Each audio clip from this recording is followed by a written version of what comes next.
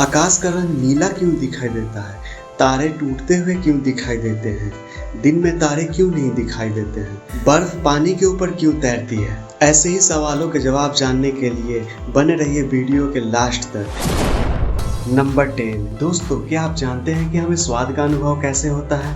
चलिए हम बताते हैं। जीभ हमें स्वाद का ज्ञान कराती है। जीभ मुंह के भीतर स्थित है और यह पीछे की ओर चौड़ी और आगे की ओर पतली होती है। यह मांसपेशियों की बनी हुई है और इसका रंग लाल होता है। इसकी ऊपरी सतह को देखने में हमें कुछ दानेदार उभार दिखाई देते हैं, जिन्हें स्वाद कलिकाएं कहते हैं। ये स्वाद कलिकाएं 4 प्रकार की होती हैं, जिनके द्वारा हमें 4 प्रकार के मुख्य स्वादों का पता चलता है, जैसे मीठा, कड़वा, खट्टा और नमकीन। जीभ का आगे का भाग मीठे और नमकीन स्वाद का अनुभव करता है, जबकि पीछे का भाग कड़वे स्वाद का और किनारे का भाग खट्टे स्वाद का अनुभव करता है। जीभ का मध्य भाग किसी भी प्रकार के स्वाद का अनुभव नहीं करता, क्योंकि इस स्थान पर स्वाद कलिकाएं पर्याय नहीं होती। नंबर 9। आसमान में बिजली क्यों चमकती है?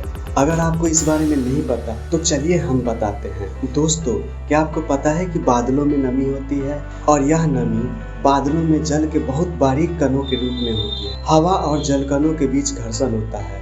घर्षण से बिजली पैदा होती है और जल कण आवेशित हो जाते हैं, यानी कि चार्ज हो जाते हैं। बादलों के कुछ समूह धनात्मक तो कुछ समूह ऋणात्मक आवेशित होते हैं। धनात्मक और ऋणात्मक आवेशित बादल जब एक दूसरे के समीप आते हैं तो टकराने से उच्च शक्ति की बिजली उत्पन्न होती है। नंबर 8। दोस्तों, क्या आपने कभी सोचा है कि चींटियां एक ही लाइन में क्यों चलती है, अलग अलग क्यों नहीं चलती है?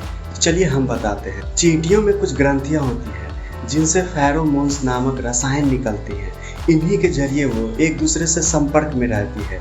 चींटियों के 2 एंटीना होते हैं, जिनसे वो सूंघने का काम करती है। रानी चींटी भोजन की तलाश में निकलती है तो फेरोमोन्स छोड़ती है। दूसरी चींटियां अपने एंटीना से उसे सूंघती हुई रानी चींटी के पीछे पीछे चली जाती है। जब रानी चींटी एक खास फेरोमोन्स बनाना बंद कर देती है तो चींटियां नई चींटी को रानी चुन लेती है। फेरोमोन्स का प्रयोग और बहुत सी स्थितियों में होता है, जैसे अगर कोई चींटी कुचल जाए तो चेतावनी के फेरोमोन्स का रिसाव करती है, जिससे बाकी चींटियां हमले के लिए तैयार हो जाती है। फेरोमोन्स से यह भी पता चलता है कि कौन सी चींटी किस कार्यदल का हिस्सा है।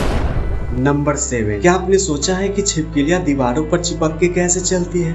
चलिए हम बताते हैं। छिपकली के पैर छोटे छोटे और शरीर बेलनाकार होते हैं। इनके पैरों की बनावट कुछ ऐसी होती है कि जब छिपकली दीवार के ऊपर चलती है तो उनके पैरों और दीवारों के बीच निर्वात अर्थात शून्य पैदा हो जाता है, जिस कारण से उनके पैर दीवार पे चिपक जाते हैं। बाहरी हवा का दबाव भी उसे दीवार पर चलने में मदद करती है।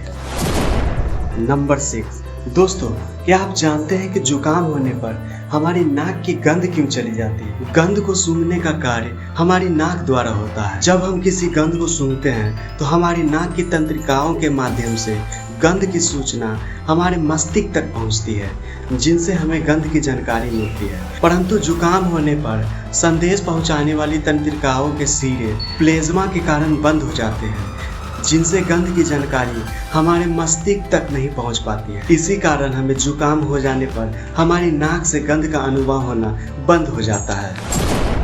नंबर 5। मकड़ी अपने शिकार को फंसाने के लिए जाल बुनती है। छोटे छोटे कीड़े इस जाल में आसानी से फंस जाते हैं।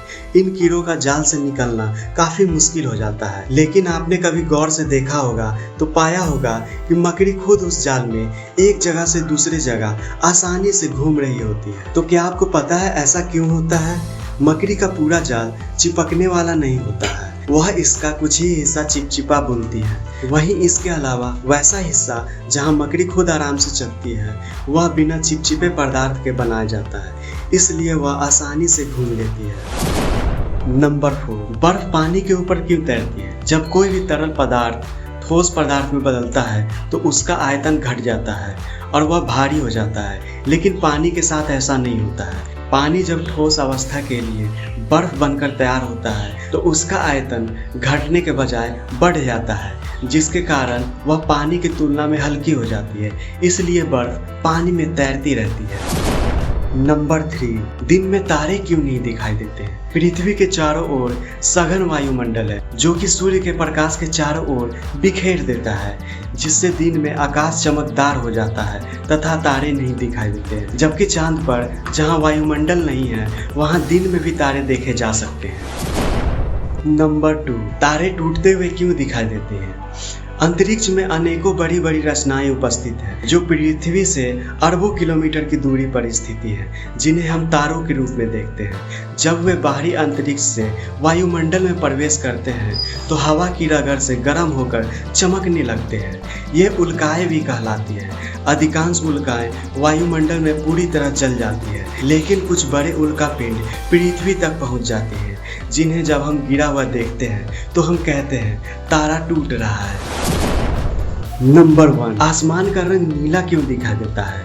धरती के चारों ओर वायुमंडल यानी कि हवा है। इसमें कई तरह की गैसों के मॉलिक्यूल और पानी की बूंदें या भाप हैं। गैसों में सबसे ज़्यादा करीब 78% नाइट्रोजन है और करीब 21% ऑक्सीजन है।